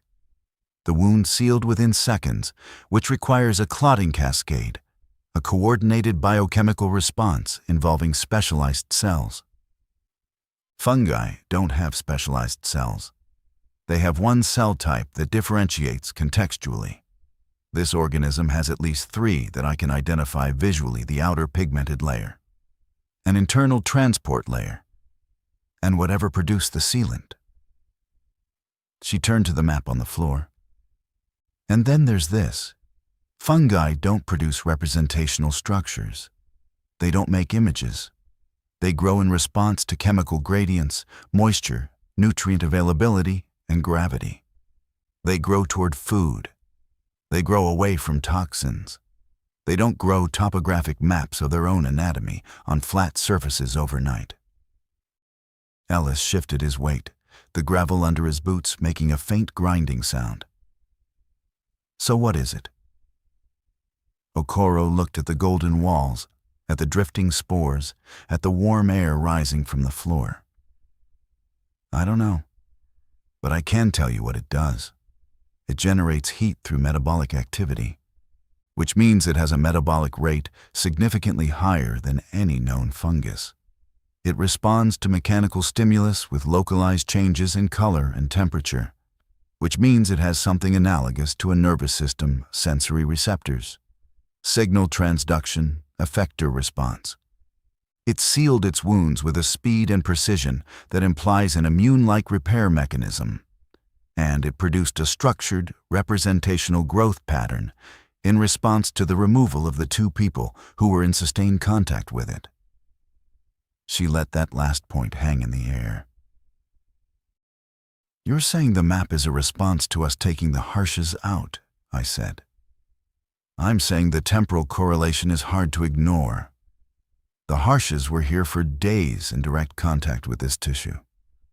Their brains synchronized with each other and plausibly with the organism's signaling network. They were removed. Within 18 hours, the organism produced 2 features: the raised contact points in the niches, which may represent an attempt to maintain or memorialize the connection, and a map showing what lies deeper. One feature is retrospective. The other is prospective. Prospective, Dale repeated. It's pointing somewhere. It's saying there's more. Whether that's an invitation or simply a representation of its own structure, I can't say. But the directionality is clear. I stood beside the map and looked south, toward the back of the chamber. The wall at the far end had appeared solid during our first visit. I'd assumed the draw terminated there against the cliff band, as the topo map suggested. But now, looking more carefully, I could see that the fungal growth the organism, whatever we were calling it, was thicker at the base of the south wall, and the color was slightly different there, warmer with a reddish undertone. And there was a shadow, a narrow, vertical darkness at the point where the wall met the floor, partially obscured by the growth. I walked to it. Behind me, I heard Ellis say, "Ashcroft, Trujillo said we don't go past the chamber." "I'm not going past it. I'm looking at the wall." The shadow was a gap. About 2 feet wide and 3 feet high, it started at floor level and extended upward, partially filled with the organism's tissue, but not sealed. Through the gap, I could feel air moving, warm air, warmer than the chamber itself, rising from below with a faint, rhythmic quality. Not wind, something more regular, like breathing through a straw. "There's a passage here," I said. "It corresponds to the map, heading south and down." Okoro came up beside me and crouched. She held her hand in front of the gap. "The air temperature here is significantly elevated, 70 degrees, maybe more." She held her particulate monitor near the opening. The digital readout climbed steadily. "Spore concentration is 4 times higher than the ambient chamber level. Whatever is producing this organism, the source is in there." She looked at me. "I want to go in." "So do I." Trujillo said no. I heard him. We stood there, the two of us, looking at a dark gap in a golden wall while warm air pulsed against our faces. And I made a decision that I can defend professionally, but that I also know was driven by something beyond professionalism. I keyed my radio. "Base Ashcroft," Claire answered. "Go ahead." "We've confirmed the passage shown on the map. There's an opening at the south end of the chamber, approximately 2 by 3 feet, with significant airflow and elevated temperature. Dr. Okoro has assessed the organism's biology and believes the source of the growth is deeper in the passage. We're requesting authorization to proceed a limited distance, no more than 100 meters, with full documentation." The radio was silent for 20 seconds. Then Trujillo's voice came on. He'd been monitoring from the staging area. "Ashcroft, I gave you a clear boundary." "Yes, sir. I'm asking you to move it." Another silence, then. "Who's going?" "Myself and Dr. Okoro. Dale and Ellis hold position in the chamber." "Time limit?" "1 hour." I could hear the calculation in the silence that followed. Trujillo was a careful man, and he was weighing the risk of 2 people entering an unknown space against the value of understanding what was in it. The Harshes were still unconscious in Bozeman. Their brains were still synchronized. Something in this mountain had done that to them, and it was still here, still growing, and nobody understood it. 1 hour, Trujillo said. "You maintain radio contact. If you lose signal, you turn around immediately. If either of you feels any neurological effect, dizziness, confusion, disorientation, you turn around immediately." "Understood." "Ellis, you're timekeeper. If they're not back in 60 minutes, you come out and get me." "Copy," Ellis said. Okoro and I adjusted our masks, checked our headlamps, and crouched at the opening. I went first. The gap was tight for about 6 feet. I had to remove my pack and push it ahead of me, and then it widened into a low passage, roughly 4 feet high and 5 feet across, angling downward at maybe 15 degrees.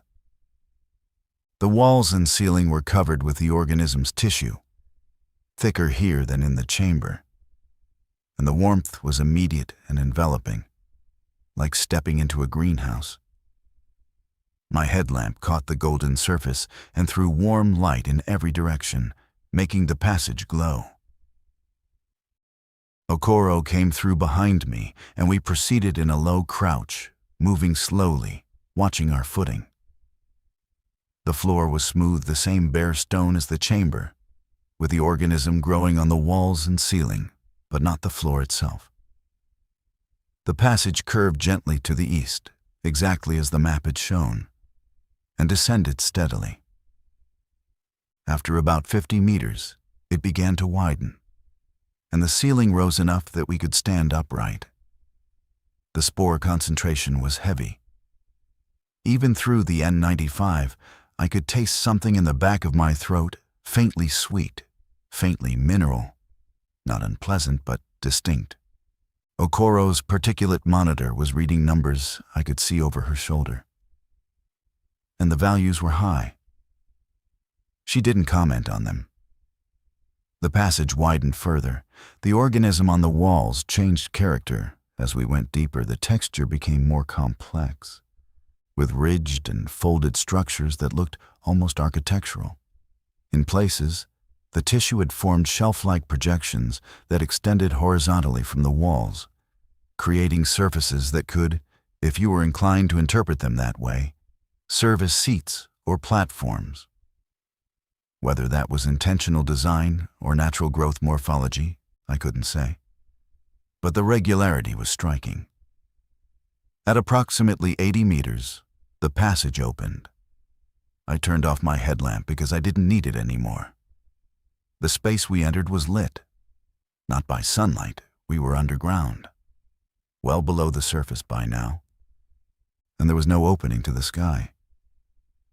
The light came from the organism itself. The walls, the ceiling, the floor, everything was covered in a continuous layer of living tissue, and it was luminous. A warm, steady, amber gold light that emanated from within the tissue, not from any external source. It was bright enough to read by, bright enough to see clearly across the entire space, which was large. The cavern, and it was a cavern, though I'm not sure that word captures it, was roughly oval, perhaps 120 feet long and 60 feet wide, with a domed ceiling that rose 30 feet above us. Every surface glowed. The air was warm, mid-70s at least, and humid, and the spores were so dense that the light had a soft, diffused quality, like looking through gauze. The floor was gently undulating, covered in the organism's tissue, and it yielded slightly under our boots, like walking on a gymnastics mat. Okoro stood beside me and didn't speak for a long time. Her particulate monitor beeped softly. Her voice recorder was running. I could see the red light, but she wasn't narrating. She was just looking. The cavern wasn't empty. Along the walls, at roughly regular intervals, the organism had produced structures. They rose from the floor like stalagmites. But they weren't mineral. They were organic, made of the same golden tissue. And they varied in height from 3 feet to nearly 8 feet tall. Each one was unique in form, some columnar, some branching, some curved, but they shared a common feature. At the top of each structure, the tissue had formed a smooth, concave depression, like a shallow bowl. And in each bowl, there was water. Clear, still, reflecting the ambient glow. I counted them as we walked slowly along the edge of the cavern. 14 structures, 14 bowls of water, arranged in a rough arc following the curve of the wall. Okoro approached one of the smaller structures and knelt beside it. She held her spectrometer near the surface and took a reading. Then she looked into the bowl. "The water is warm," she said. "Body temperature, 37 degrees Celsius." She dipped a sample vial into the bowl, filled it, and sealed it. She held it up to the light. The water was clear, with a faint golden tint that might have been reflected light or might have been something in the water itself. "Do you see the pattern?" she asked me. "I see 14 structures in an arc. Look at the spacing." I looked again. The structures were spaced unevenly, some closer together, some farther apart. The distances between them varied from about 5 feet to about 12 feet. I didn't see a pattern. "It's not regular," I said. "No, but look at the sizes. The heights correlate with the spacing. The tallest ones are the most widely spaced. The shortest ones are clustered." I looked again. She was right. The 3 tallest structures, each over 6 feet, were at the widest points of the arc, separated by 10 to 12 feet. The shorter ones were grouped in clusters of 2 or 3, separated by 5 or 6 feet. "What does that mean?" I asked. "I don't know, but it's not random. Random growth doesn't produce inverse correlation between height and spacing. Something is distributing resources according to a rule." We continued around the cavern. At the far end, opposite the passage we'd entered through, the wall curved inward, and the organism's tissue was thickest, easily a foot deep, with a surface texture so complex and folded that it looked like the surface of a brain. The light was brightest here, a deep gold that was almost orange, and the warmth was palpable. In the center of this thickened area, at about chest height, there was a feature that stopped me. It was a depression in the wall, oval, about 6 inches tall and 4 inches wide, smooth-sided with a flat bottom, and in the flat bottom, pressed into the tissue as though it had grown around them, were 2 small objects. I leaned close. They were wedding rings, 2 plain gold bands sitting side by side in a shallow niche that the organism had formed around them.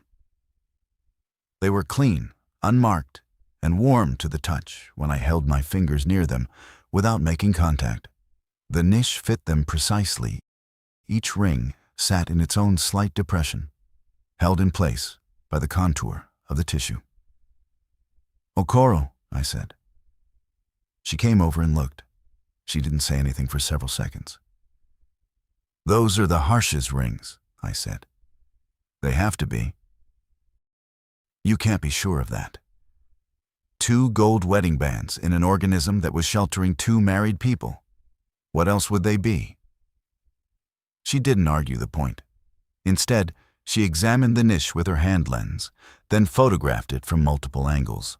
The tissue around the rings was slightly different in texture from the surrounding wall, smoother, more refined, as though extra care had been taken with the growth in this specific area. "They took off their rings," Okoro said quietly. "Before they sat down in the chamber, or during, they removed their rings and brought them here. Or someone did. Which means at least one of them came this deep into the passage. They knew this space was here." I thought about the timeline. The Harshas had entered the backcountry on a Saturday. They were due out the following Wednesday. They'd hiked a route they knew well. At some point, they deviated east, off the main trail, into the unnamed draw. They'd found the organism, or they'd known it was there already, and they'd come looking for it. They'd gone deep. They'd reached this cavern. They'd left their rings in a niche the organism made for them. Then they'd gone back to the chamber and sat down. And the organism had grown around them, and their brains had synchronized, and they'd stopped responding to the outside world. And Renata had left markers, breadcrumbs, an invitation. Not lost.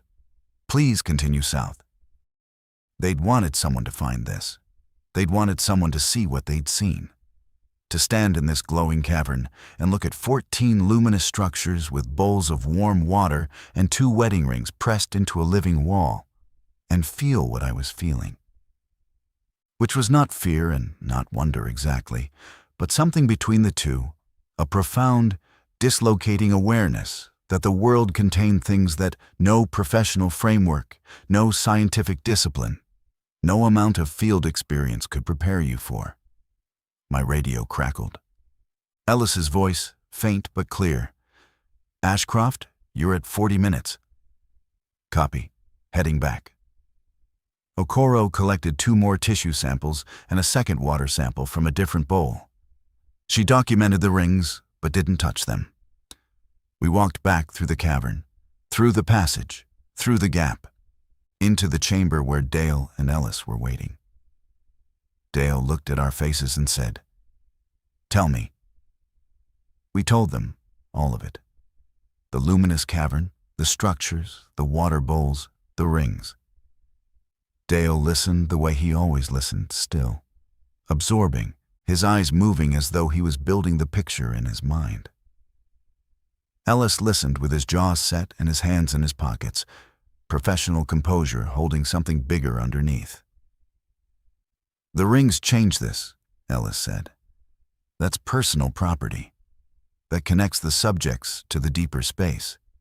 Trujillo needs to know." "Agreed," I said. We exited the draw, crossed the talus, and hiked back to the trailhead. It was mid-afternoon, and the weather that the cirrus clouds had promised was arriving, a high, gray overcast moving in from the west, flattening the light and dropping the temperature. The mountains looked different under that sky, closer, heavier. At the staging area, I briefed Trujillo and Claire together. I described the cavern, the structures, the water, the rings. I watched Trujillo's face go through stages that I recognized: professional attention, skepticism, reassessment, and finally a settling into the same uncomfortable territory that all of us now occupied. "I'm going to need to bring in more people," he said. "This is beyond county SAR. This might be beyond state resources." "It might be," I agreed. That evening, Dr. Anand called from the hospital with 2 updates. The first was about the tissue samples Dale had collected. The hospital lab had performed basic histological analysis, thin sections stained and viewed under a microscope.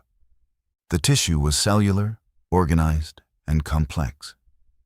It contained structures that resembled vascular channels, sensory receptors, and what appeared to be contractile fibers. It was not fungal, it was not plant, it was not animal, in any recognizable sense. The lab had sent samples to the university for genomic analysis, but the preliminary assessment was that it didn't fit any known kingdom of life. I heard those words, and I thought of Dale's face in the chamber and Okoro's silence in the cavern, and I understood that we were all standing at the edge of the same cliff, looking down at something that didn't have a bottom. The second update concerned the Harshes. Thomas had woken up. Not fully, he was groggy, disoriented, his speech slow and effortful. But he'd opened his eyes at approximately 4 that afternoon, looked at the nurse beside his bed, and said 3 words. "Did they come?" the nurse asked him to clarify. He closed his eyes for a moment, then opened them again and spoke with more precision. "The chamber. Did someone come to the chamber?" The nurse told him she didn't know what he meant. He became agitated, not violent, not confused, but insistent. The way a person becomes when they have something urgent to communicate, and the person listening doesn't have the context to understand it. "The rings," he said. "Renata put the rings there so you'd know. So you'd know we meant it." Then he went back to sleep, deep, unresponsive, his EEG returning to the same synchronized slow wave pattern, still matching Renata's, who had not woken at all. Dr. Anand wanted to know what the rings meant. I told her we'd found them. I described the niche, the placement, the location deep in the passage. She was silent for a long time. Mr. Harsh said, "So you'd know we meant it," she repeated. "Meant what?" I didn't have an answer, but I was beginning to form one, and it was an answer I didn't want to say aloud because saying it would make it real. And once it was real, it would require a response that I wasn't sure any of us were equipped to give. The Harshes hadn't stumbled onto the organism. They hadn't been trapped by it. They'd found it, perhaps years ago, perhaps on one of their many previous trips through the Madisons, and they'd developed a relationship with it. They'd learned its spaces. They'd gone deeper than anyone else. And on this trip, their last planned trip of the season, they'd made a decision. They'd emptied Thomas's pack and placed it as a waypoint. Renata had written the note and placed the markers. They'd descended to the cavern, left their wedding rings in the wall like a vow, returned to the chamber, and sat down together. They hadn't been trying to disappear. They'd been trying to introduce us. The rings weren't a farewell. They were credentials, proof of sincerity, left in the deepest part of the organism they could reach, in a niche it had made specifically for the purpose, as evidence that the contact was voluntary, mutual, and meaningful. So you'd know we meant it. I sat in my truck that night in the staging area parking lot, and I didn't sleep. The overcast had thickened, and a light snow was falling, the first snow of the season at that elevation, soft and dry, accumulating on the windshield in a thin white film. I watched the flakes land and melt and land and melt. And I thought about Thomas Harsh waking up in a hospital bed, 100 miles from the mountain. His first conscious thought, not about himself or his wife or where he was, but about whether someone had come, whether the introduction had worked. I thought about the 14 structures in the cavern with their bowls of warm water, arranged according to a rule no one understood. I thought about the map the organism had grown on the floor of the chamber, the map that showed us the way deeper, the map that appeared after we removed the people who'd been its guests, and I thought about what Okoro had said, that the map was perspective, pointing forward, showing what was next. The next morning, Tuesday, day 11, Trujillo made a call to the regional office of the U.S. Fish and Wildlife Service. I don't know exactly what he said or how he framed it, but by Wednesday afternoon, 2 federal biologists arrived from the Bozeman field office, and behind them, quieter and less official, a woman from the U.S. Geological Survey who specialized in subsurface ecosystems. They set up in Ennis and began reviewing our documentation. I wasn't part of those meetings. My role in the operation had been volunteer search personnel. And with the Harshes found, the search was formally closed.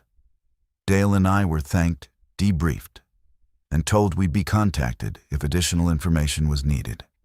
I drove back to Missoula on a Thursday afternoon. The snow had stopped, and the Tobacco Root Valley was white and still, the cottonwoods bare now, the mountains wrapped in a low gray ceiling. I drove with the window cracked and the cold air on my face, and I thought about a passage in a mountain that glowed gold from the inside, and 2 people who had sat down in it together and said, with their bodies and their rings and their silence, that they wanted to stay. Renata Harsh woke up 4 days after Thomas. Her first words, according to the nurse's notes that were later shared with Claire and subsequently with me, were, "Is it still there?" She was told she was in a hospital. She nodded slowly, as though she'd expected that, and then she asked the question again. "The chamber, is it still there? Have they sealed it?" She was assured that no one had sealed anything. She relaxed visibly and closed her eyes. And when she opened them again a few minutes later, she was more fully present, aware of the room, the IV in her arm, the hospital gown, the absence of Thomas, whom she asked about immediately and was relieved to learn was in the next room, awake and stable. Over the following days, both Harshes were evaluated by the neurology team at Bozeman Deaconess. Their synchronized EEG patterns had begun to diverge within hours of Thomas's first awakening. And by the end of the week, both were producing normal, individualized brain activity. Their cognitive function was intact. Their memory was intact, startlingly so. They remembered everything: the hike, the deviation, the draw, the chamber, the descent, the cavern. They remembered sitting down. They remembered the warmth and the light and the growth moving slowly around them, shaping itself to their bodies. And they remembered a feeling that both of them described, independently, in almost identical language. Thomas called it being included. Renata called it being understood. They were not able to explain the synchronized brain patterns. They had not experienced shared consciousness or telepathy or anything as dramatic as that. What they described was more subtle, a sense of deep calm, of cognitive stillness, as though the noise of their individual minds had been dampened, and they could perceive something broader and quieter underneath. Thomas compared it to the moment just before sleep when you stop thinking in words and start thinking in shapes. Renata said it was like listening to music in a language you don't speak, but whose meaning you feel in your chest. Neither of them regretted what they'd done. Neither of them was frightened by it. Both of them asked, repeatedly, what was being done about the organism. Were scientists studying it? Was the passage being explored? Were the bowls of water being analyzed? They were gentle in their insistence, but they were insistent. They had found something alive in that mountain, something that was warm and responsive and complex and, they believed, aware. And they had made a choice to sit down in its presence and let it know them. The markers, the note, the rings, all of it was designed to ensure that when they were found, the finding wouldn't end with their extraction.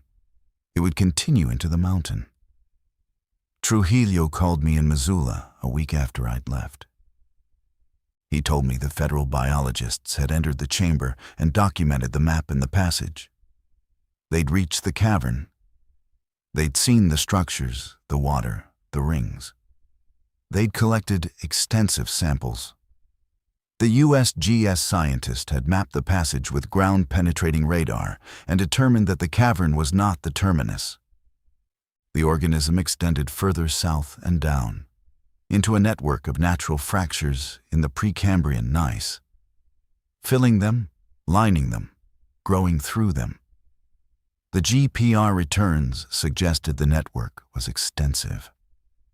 How extensive, she couldn't say from the data she had. But the thermal signature alone indicated a volume of living tissue that was, in her words, geologically significant. The Harsh's rings were still in the wall. Nobody had removed them.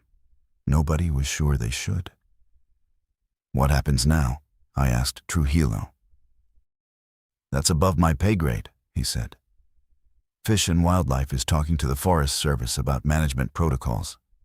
MSU wants ongoing research access. The Harshes want to go back. Go back? They've been asking since they woke up. They want to return to the chamber, both of them. They say they have more to show it. I let that sit for a moment. More to show it.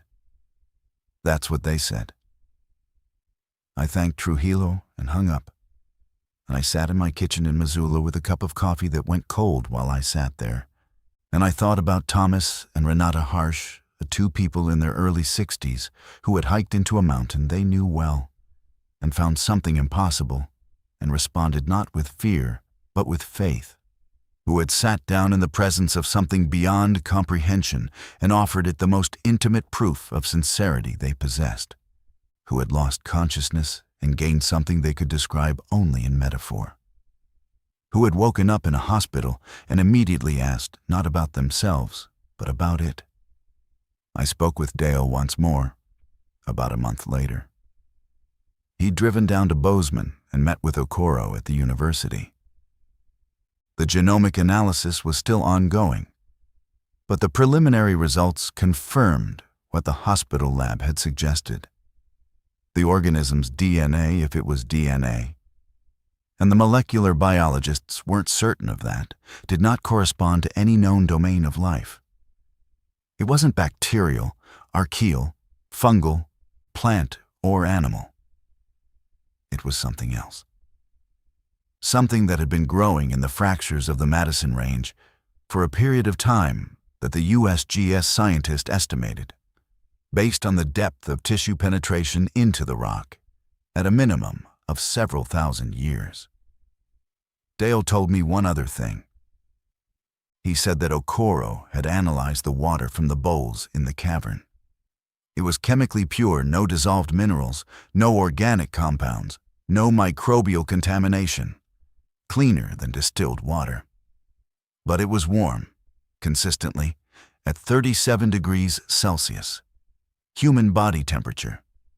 And it contained a single anomaly, a protein that Okoro's lab could not identify, present in vanishingly small concentrations, with a molecular structure so complex that the mass spectrometer couldn't fully resolve it. She thinks the bowls are an interface, Dale said. Something the organism produces for contact, not with itself, with us. Has anyone touched the water? I asked. Not yet, Dale said. Everyone's afraid to. I understood that. I also understood that eventually someone would.